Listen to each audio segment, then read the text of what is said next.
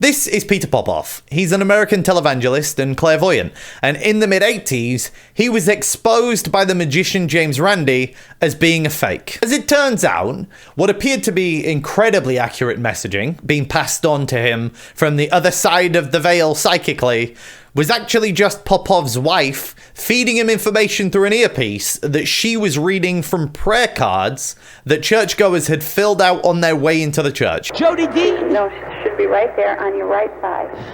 Right side. Glory to God. Come on up here. No, that's not her. Hallelujah. Now, it's easy for us to say, obviously Peter Popoff wasn't telling the truth. That was a load of bunkum. However, that doesn't mean that there aren't real psychics and that psychics are walking among us and communicating with dead people. But I don't believe that. I don't believe that there are real psychics, and I don't think that anybody is communicating with the dead.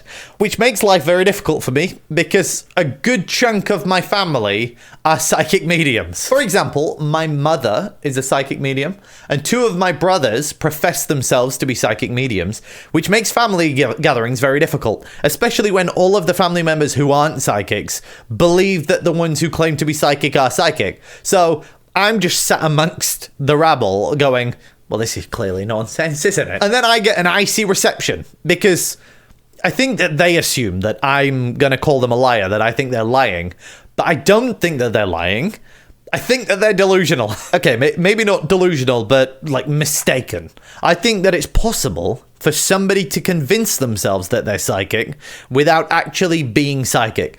And in order to explain how that would even work, I want to explain to you how I think that being a psychic works. So I'm going to introduce to you first two concepts. The first one is called hot reading, and the second one is cold reading. So hot reading is providing information to somebody based on prior knowledge, based on research that you might have done. So for example, Peter Popoff already had the information about all of the churchgoers. He was being fed that information. So that's hot reading, because he knew it. Cold reading, on the other hand, is appearing to have knowledge based on no prior understanding, no knowledge, no research. It's just appearing to have information. So for example, growing up, my family ran a church, ran the local spiritualist church, and I attended it for about 10 years. And I used to see forms of cold reading all of the time. And the most common form of that is throwing information out generally to an area and hoping that it sticks with someone. It's basically fishing. So I might turn as the psychic to all of the rabble and say, I'm being shown flowers here. I'm seeing flowers, and they're showing me a lot of flowers. Does that make sense to somebody here? And maybe they would then go, no. They're showing me a lot of flowers and a lot of plants. So does somebody do gardening here, or does somebody been doing their garden? Somebody been tidying their garden? No? Still no in the garden? Okay, fair enough. Well, has somebody here lost somebody who was really into their gardening, because they're showing me a lot of gardening and a lot of flowers? And by this point, usually somebody is going, yeah, I had someone. My dad was a florist. And then they go, oh, yeah, of course. That's what he's showing me. He's showing me a lot of flowers. And that makes sense now. We figured that out together, didn't we?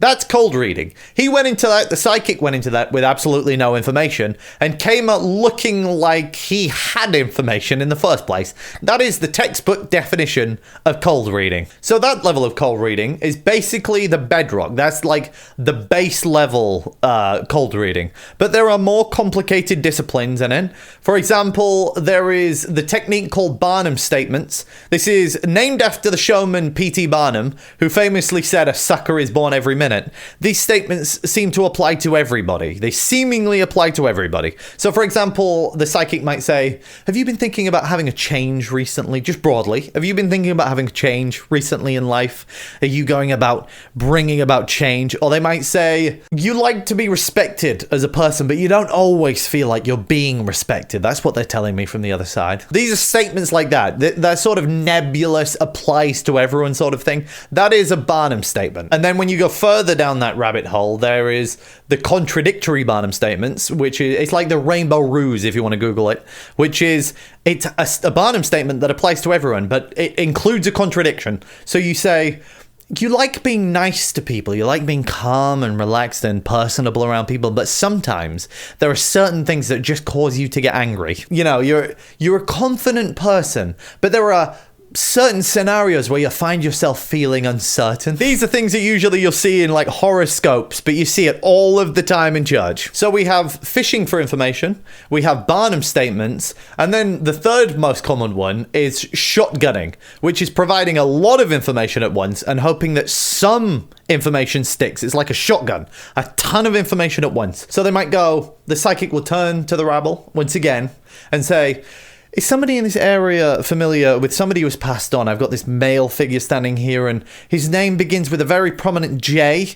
It's like a James or a John or a Jim, and they're standing here, if that makes sense to you, and as if that's confusing. If that makes sense to you. And they're also showing me water. Do you know why they're showing me water? Maybe they're telling me that you need to drink more water. Oh, they're showing me a lot of water. They're saying that it's like a stream of water. It's like the sea. They're showing me the seaside. That's what it is. They're showing me the seaside. Have you been thinking about going on holiday recently? Everybody is always thinking about going on holiday. Are you thinking about going on holiday? They're showing me the seaside and they're saying that you need to put up your feet because you're a hard worker and you need to rest more. And then by this point, somebody will have put their hand up and gone, my grandfather was called John and he lived by the seaside.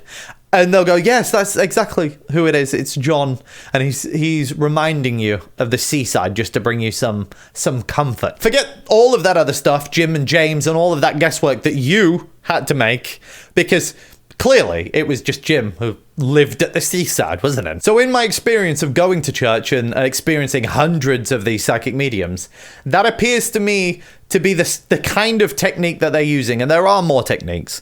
But the interesting thing is that you don't need to use those techniques at all in order to appear psychic. In a weird way, all you have to do is believe that you're psychic. I can explain this so much better. Let's take a step back for a moment. Right now, when you're watching this video or whatever you do in your life, you might not always recognize it, but you have a sort of voice in your head that just tells you things. It just provides you with information if you're not ignoring it. So right now that I've pointed it out, you're probably thinking, why is he wearing a hat indoors? Or look at all those books on his shelf. I bet he hasn't read all of those books. You've got this voice and it just provides you with information. And if you ask it to, it can provide you with just random words like shellfish and bunkum and mouthwash and grumble and philistine an exoskeleton. You can just provide these words that come out of nowhere, and you can do it on a whim. And the interesting thing is, nobody really knows where these emerging words and information are coming from. They're coming seemingly from the depths, but the depths of where? You're not in control of that bit. You're just on the receiving end of that information. So then all you need to do is allow your brain to provide you with these random words, and then work with the person in the audience to decipher what the meaning of the word is to them.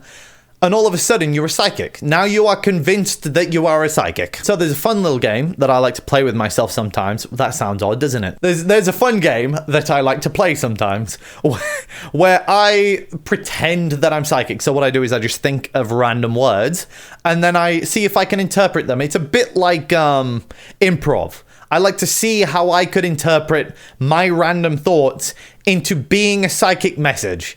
Now, I've come up with an experiment in order to show you this, and you know that I'm not cheating. I haven't pre-scripted this. Okay, so I'm going to ChatGPT, and I'm going to ask it, generate a random word as my mind would. Make it a word that my brain could think of. I feel like I'm going over the I've over-explained this to an AI. He knows what I'm getting at. Every time this chap gives me a word, I'm going to interpret it like it's a thought that's popped into my head into a psychic message. And I'm going to show you how easy it is. So give me my first word. All right, here's a word. Pebble wobble. Does ChatGPT think that my brain specifically would come up with pebble wobble? Let's try again. Make it a common word. Also, just say the word. I hate it when AIs overwhelm you with information. Lantern. Okay, somebody in this area. I've got a gentleman standing here with me over my shoulder, and he is holding up a lantern. And what he's telling me is, you feel like you're lost and you don't have any direction. And he's standing over your shoulder holding this lantern. He's trying to help you. He wants you to know very much that he is there with you, if that makes sense. And he is standing over your shoulder, holding the light, helping you to find your way. And he wants you to know that your direction in life will become very apparent to you very soon, and he wants you to know that he is always here in support of you, if that makes sense. Another, please. Better not be wibble wobble. Button. I'm being shown a button in front of me, and it's not like a button on clothing. It is like a big red button, and I'm being told by this gentleman he's got a sort of father figure, or he's like maybe a grandfather figure, and he's telling me that you're a very impulsive person, and in certain parts of your life you don't feel impulsive, but in moments you just feel impulsive. And he's showing me this big red button, and he knows if he put it in front of you, you would press that button, wouldn't you? We all would. And he's just telling me, you need to control that impulsiveness because it's going to get you into trouble. Does that make sense? Usually psychics will end their messages with, does that make sense? But usually they say, does that make sense? After like the really easy bit of information. Like there's somebody here and they're saying that they love you very dearly. Does that make sense? Yes, that bit does. But the bit that you just said about them swimming in wellies, that bit doesn't. But I noticed you didn't ask me about that bit. So generating these ideas and these messages from the other side is very easy. All you need to do in order for that to work is to convince yourself that the voice in your head, your creativity, is the voice of the spirits feeding you information. And now it's your job to help the audience to figure out what that information means. Because the fact is, we don't know where that voice is coming from. It's somewhere in the depths of consciousness. We've got absolutely no idea. So of course, if you're spiritually inclined, you might well think that that is the spirits giving you information. And that's why I don't say that they're liars, because I don't necessarily think that they are lying. I just think that they're not psychic is all. However, there are some spiritualists who clearly are not psychic, and I've got a couple of examples that I'm going to give to you how I could easily spot the psychics who were not psychic. So for example, the most common one that I used to see was in the church that I grew up going to. There was a lovely little elderly person. She was meek, lovely little lady, and she played the piano in the church up till about the age of 100. She did it for decades. She played this piano. And every single time, a psychic medium would stand up at the front of the church and sort of flounder and struggle to get information. Maybe they try and make a direct hit. They go, does someone in this area know a John? And on that day, no one knew a John. They would turn to this little old lady and say confidently, your parents are here and they're telling me that they love you dearly and they miss you dearly. And that's a really easy hit to do because it doesn't take a brainiac to know that a 97-year-old's mother and father have already passed away. You would see it all the time. Whenever they would flounder, they would turn to an elderly person, usually the same elderly person, because she would sit there at the front of the church with hopeful eyes waiting to hear from her loved ones. And they would tell her, hey, your parents are here and they love you.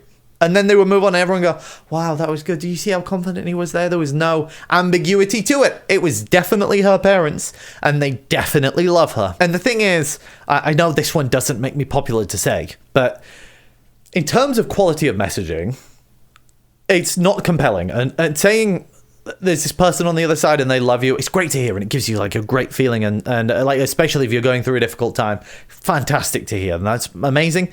In terms of quality of messaging, it's very low on the rung because I could lie about that, but I couldn't lie if they were providing really good, useful information. For example, if they went, hey, your grandfather Jim is here and he wants you to know that the key to his safe is in his Bible. Then I go, oh, damn, bro, that's actually useful information. That's crazy. There was also another tell, which I used to look out for, which is psychics have this safety net where if they provide you with specific information and it doesn't hit, they tell you to think about it and it'll make sense later, which has always struck me as odd. So they might look at you and go, hey, your grandmother is here and she's showing me a bee. Why is she showing me bees? Is it honey? Are you like honey or someone is? No, plants, you've been working with plants and there's a lot of bees. She's showing me a lot of bees. And then you might look at her sort of po-faced and confused and go, no, it doesn't really make any sense. Can you ask her why about bees? And they go, okay, well, I'm going to leave it with you. And later on, it's going to make sense to you then, okay? Such bunkum. It'll make sense to you later. It's like a safety net that I could say anything and just say, well, it's your fault that you don't remember it, but it'll make sense to you later. But imagine, this really illustrates the point of how ridiculous this is. Imagine your grandmother was alive and she called me and I'm sat in the room with you and I go, oh, I've got your grandmother on the phone and she says B. She says B. So I think maybe, is it like honey that you like? Or is it like flowers? Maybe it's flowers. And you would go to me, well, ask her. You're on the phone to her. Why are you making me guess? It'll make sense to you later. You'll figure it out later. It's being a bad messenger, isn't it? I haven't given you any information there. So if that is being a bad messenger in like just day-to-day life, how is it not being a bad messenger when they're on the other side? Why would you accept any information from a bad messenger? And yet we do. We go, oh, all she told me was B. That is bad messaging. But hey, this is just the ramblings of a madman who hasn't made a YouTube video in a while, and I wanted to make something. And this is a subject that I'm passionate about. When I was in college, I wrote a book about spiritualism, including all of the methods that I've managed to discover and research. And it was fairly well written. The unfortunate thing is, it had an audience of one. So I wrote this book. I was intending to have it published. I gave it to my tutor in college, and he thought it was great. And unfortunately, it's now lost to time. And I haven't managed to find it on any of the hard drives that I have from old laptops and things. And I would reach out to my tutor to see if he still had a copy. But he is dead. So, I mean, the good thing is now he knows if I'm right or wrong, doesn't he? And he might be now trying to pass on, oh no. Maybe he's trying to tell me, like, he's just waiting for me to go to a church so he can tell me I was wrong. And I don't go to churches because I don't believe in it.